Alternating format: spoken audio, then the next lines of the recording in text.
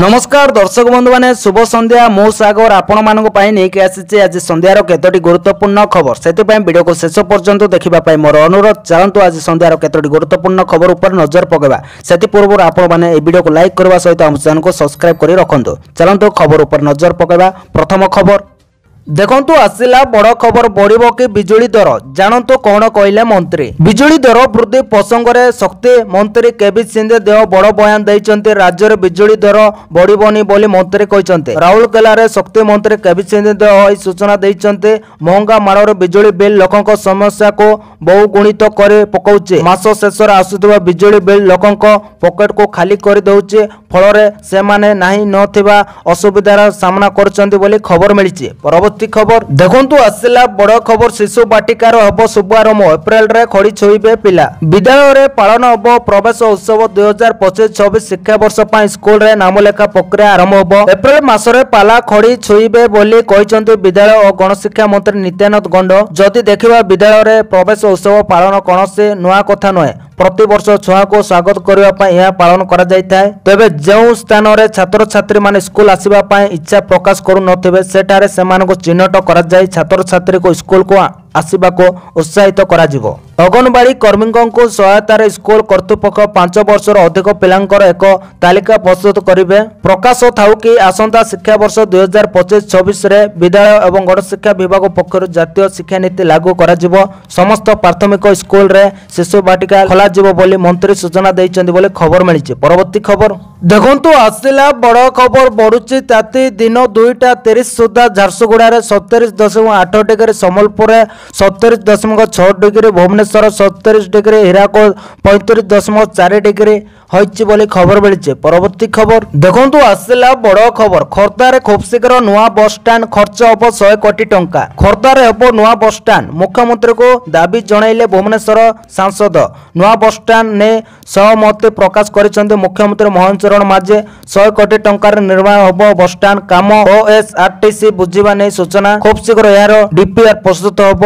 भुवनेश्वर सांसद अपराजिता षडंगी देले एही सूचना बोली खबर मिलिछि। परवर्ती खबर देखंतु आसिला बड़ खबर 8 तारिख रे ब्रह्मपुर जेबे मुख्यमंत्री महिला को देबे बड़ उपहार। आसंता 8 तारिख दिन विश्व महिला दिवस अवसर रे मुख्यमंत्री मोहन चरण माझी गंजाम जिला ब्रह्मपुर गस्तर आसुचंते। ब्रह्मपुर स्थित आंबपुआ विवेक बिहार ठारे आयोजित विराट जनसभा रे जोग देबे। से एही दिन सुविधा टंका बांटिबार मध्य कार्यक्रम रहिछि। एथिलागि राज्य सरकार को वाणिज्य परिवहन खनि और इस्पात मंत्री विभूति भूषण जेना, ब्रह्मपुर विधायक के अनिल कुमार, दिगपंडी विधायक डॉक्टर सिद्धांत महापात्र, गंजाम जिलापाल दिव्यज्योति परिड़ा, गंजाम एएसपी सीमा स्वाई प्रमुख सभास्थल तदारख करिसंती बोली खबर मिलिछि। परवर्ती खबर देखंतु आसिला बड़ खबर आसंता काली अर्थात बुधवार श्रीमंदिर रे हब श्रीजंक गुप्त नीति। श्रीमंदिर रे बनक लागे नीति अनुष्ठित होतबा हेतु महाप्रभु को सर्वसाधारण दर्शन 5 घंटा बंद रहिबो। श्रीजंक बनक लागे नीति लागे भंग मंडप भोग शेष हेबा पर अपराह्न 5टा रु राति 10टा पर्यंत 5 घंटा पाई महाप्रभु को सर्वसाधारण दर्शन बंद रहिबो। बनक लागे नीति संपूर्ण हेबा पर श्रद्धालु दर्शन करि पारेबे। एने श्री जगन्नाथ मंदिर प्रशासन पक्षरु सूचना दिया जायछि बोली खबर मिलिछि। परवर्ती खबर देखंतु आसिला बड़ खबर नियुक्ति पाई शारीरिक परीक्षा बेले 2 युवकों मृत्यु घटना रे सहायता राशि घोषणा कले मुख्यमंत्री। मृतक परिवार को 4 लाख लेखाए देवाक मुख्यमंत्री को घोषणा करिसंते।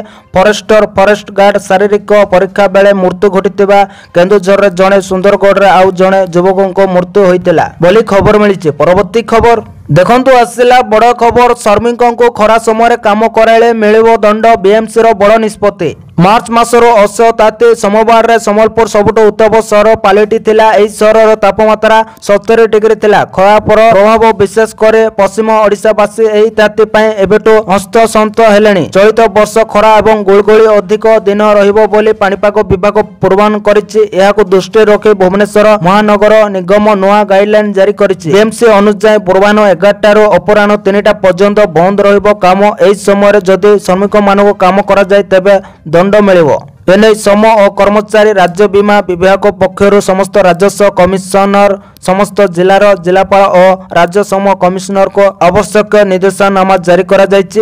एथिसह सहरर विभिन्न स्थान रे पानीय जल सेवा केन्द्र खोलाजिबो। पशु पक्षींको पाई मध्य पानी व्यवस्था कराजिबो। सेहिपरि अंशुघात पीड़ितों चिकित्सा पाई समस्त हॉस्पिटल प्रस्तुत रहिबो बोली खबर मिलिछि। परवर्ती खबर देखंतु आसिला बड़ खबर आसंता 7 रे पुरी रे हबो नियुक्ति मेला। राज्य दक्षता विकास प्राधिकरण एवं पुरी जिला प्रशासन अनुकूल रे जिला नियुक्ति मेला आसंता 7 तारिख रे अनुष्ठित हबो। ताओ बणिया आईटीआई खेल पड़िया ठारे पूर्वाह्न 9 यह नियुक्ति मेला आयोजन करा बोले जिला नियोजन अधिकारी सूत्रु सूचना मिली। एथिरे राज्य एवं राज्य बाहर विभिन्न क्षेत्र में प्रतिष्ठित 50 रु अधिक नियुक्तिदाता संस्था जोगदे आशायी कलसी एवं अणकुशली प्रार्थी को चयन करेंगे। 18 रु 35 वर्ष मध्य पंचम श्रेणी ठारू स्नातक एवं आईटीआई और डिप्लोमा पाठ्यक्रम शेष कर छात्र छात्री यह मेला रे आवश्यक कागजपत्र सह उपस्थित रहिबा पाए परामर्श दिया जायछि बोली खबर मिली। परवर्ती खबर देखंतु आसिला बड़ खबर पुणी श्रीमंदिर वीडियो वायरल।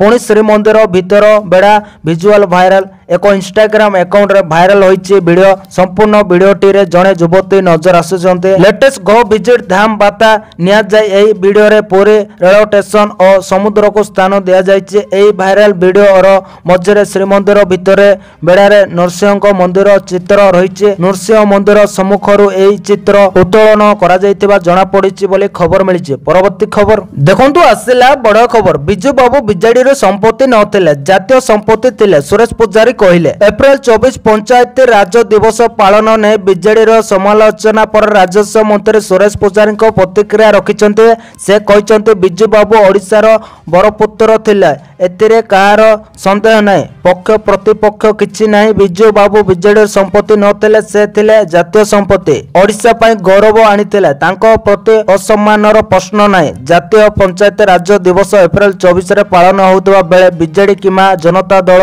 एप्रिल 24 रे पंचायत राज दिवस पालन करिने। स्वाधीनता दिवस और गणतंत्र दिवस अलग दिन पालन हबो कि बोली अलटी प्रश्न कले राजस्व मंत्री सुरेश पुजारी बोली खबर मिली। परवर्ती खबर देखंतु सुभद्रा योजना को आसिला बड़ खबर। केउ मानको मिलिबोनी सुभद्रा टंका। सुभद्रा योजना को नै बड़ खबर। 3 दिन रे 2 थर मिलिबो सुभद्रा टंका। एने बड़ घोषणा करिसंते राज्य सरकार। मार्च 6 तारिख रे मिलिबो प्रथम किस्तिर पंचम पर्याय टंका। पुणी दिनक परे आउ थरे मिलिबो सुभद्रा टंका। मात्र 3 दिन भितर 2 थर टंका पाइबे हिताधिकारी अर्थात 10,000 टंका बैंक अकाउंट को आसीबो। महिलांको सुविधा पाई पंचम पर्याय सुभद्रा योजना सहायता मिलबाको जाउछि। चलित मार्च 6 तारिख रे एकम किस्ती एवं मार्च 8 तारिख रे अंतर्जातीय महिला दिवस रे 2 किस्ती प्रदान करा जिवो। सुभद्रा हिताधिकारी संख्या 1 कोटी पार होइतिबा बेले मार्च 8 तारिख एका बेले समस्त को खाता को जिवो सुभद्रा योजना टंका। यह द्वारा 1 कोटी रो अधिक हिताधिकारी को उपकृत हेबे। तेबे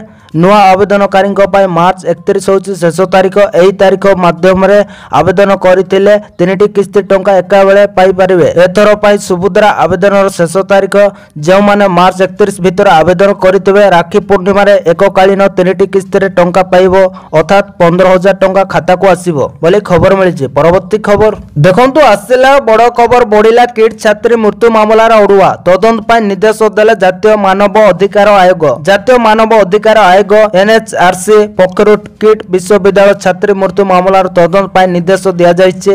एक टीम गठन करी किट विश्वविद्यालय छात्री मृत्यु मामलार तदंत पाई डीजी इन्वेस्टिगेशंस को एनएचआरसी निर्देश देछि। एही टीम विश्वविद्यालय घटनास्थल को जाई तदंत करबा एवं 10 मार्च सुधा तदंत रिपोर्ट दाखल करबा को निर्देश जारी होइछि। एनएचआरसी तदंत समय किट विश्वविद्यालय कुल सचिव सहायता प्रदान करबा को एनएचआरसी निर्देश देइतिबा सूचना मिलिछि बोली खबर मिलिछि। परवर्ती खबर देखंतु आसिला बड़ खबर। फसिले नंदनकानन एक्सप्रेस रे यात्री। यूपी रे फसिले नंदनकानन एक्सप्रेस यात्री कपली खसिबार 2 भाग हैला ट्रेन। 3 घंटा धरे अटकी रहिले ट्रेन यात्री। दिल्ली आनंद विहार रो पुरी आसुतिला एही एक्सप्रेस ट्रेन। सूचना अनुसार स्लीपर S4 रो कपली छिंडी पड़िबार अटकी रहिले यात्री। एथिपाई अन्य ट्रेन गुड़िक को भी अटक रखा गला बोली खबर मिली। परवर्ती खबर देखंतु आसिला बड़ खबर। सतर्क कराइला पाणीपाग विभाग। मार्च रो ही रेकर्ड ଭାଙ୍ଗିବ ଲୁ। ମାର୍ଚ୍ଚ ମାସ ଆରମ୍ଭରୁ ଗରମ ପ୍ରଭାବ ଦେଖିବାକୁ ମିଳୁଛି। ସାଧାରଣତଃ ଏହି ଦିନ ଗୁଡ଼ିକରେ ହାଲୁକା ଶୀତ ଥାଏ, କିନ୍ତୁ ଋତୁ ପରିବର୍ତ୍ତନ ଯୋଗୁଁ ଶୀତ ଉଭାନ ହୋଇଯାଇଛି। ସର୍ବନିମ୍ନ ଏବଂ ସର୍ବାଧିକ ତାପମାତ୍ରା ବୃଦ୍ଧି ପାଉଛି। ମାର୍ଚ୍ଚରୁ ମେ ମାସରେ ଦେଶର ଅଧିକାଂଶ ସ୍ଥାନରେ ସର୍ବାଧିକ ତାପମାତ୍ରା ସବୁଠାରୁ ଅଧିକ ରହିବ ବୋଲି ପାଣିପାଗ ବିଭାଗ ପୂର୍ବାନୁମାନ କରିଛି। ଉପଦ୍ୱୀପୀୟ ଭାରତର ଦକ୍ଷିଣ ଅଂଶ ଏବଂ ଉତ୍ତର ପୂର୍ବ ଭାରତର ବିଚ୍ଛିନ୍ନ ସ୍ଥାନ ବ୍ୟତୀତ ସର୍ବାଧିକ ତାପମାତ୍ରା ସବୁଠାରୁ କମ୍ ରହିବ ବୋଲି ଆଶା କରାଯାଉଥିବା କୁହାଯାଉଛି। ପାଣିପାଗ ବିଭାଗର ସତର୍କତା ନେଇ ଲୋକମାନେ ଭୟଭୀତ ଅବସ୍ଥାରେ ରହିଛନ୍ତି। ମାର୍ଚ୍ଚରୁ ହିଁ ସବୁ ଜଳି ଉଠୁଛି।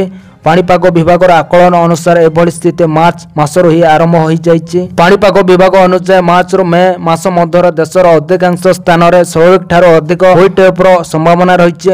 ମାର୍ଚ୍ଚ 9 ତାରିଖରୁ ପଶ୍ଚିମ ହିମାଳୟ ଅଞ୍ଚଳକୁ ଏକ ନୂତନ ପଶ୍ଚିମୀ ବିଶୃଙ୍ଖଳା ପ୍ରଭାବିତ କରିବାର ସମ୍ଭାବନା ଅଛି। ଏହାର ପ୍ରଭାବରେ ଜମ୍ମୁ କାଶ୍ମୀର, ଲଦାଖ, ହିମାଚଳ ପ୍ରଦେଶ ଏବଂ ଉତ୍ତରାଖଣ୍ଡରେ ବର୍ଷା ଏବଂ ତୁଷାରପାତ ହେବାର ସମ୍ଭାବନା ରହିଛି। ଉତ୍ତର ପୂର୍ବ ଆସାମ ଏବଂ ସଲଙ୍ଗ ଅଞ୍ଚଳଗୁଡ଼ିକ ଉପରେ ନିମ୍ନ ଟ୍ରପୋସ୍ଫିୟରିକ୍ ସ୍ତରରେ ଏକ ଘୂର୍ଣ୍ଣିବଳୟ ସୃଷ୍ଟି ହୋଇଛି ବୋଲି ଖବର ମିଳିଛି। तो धन्यवाद दर्शक बंधु मैंने ए आज संध्यार केतोटी गुरुत्वपूर्ण खबर। जदि वीडियोटी भल लगी लाइक करने सहित आम चैनल को सब्सक्राइब करूँ। वीडियोटी संपूर्ण देखि आपण मानक बहुत बहुत धन्यवाद।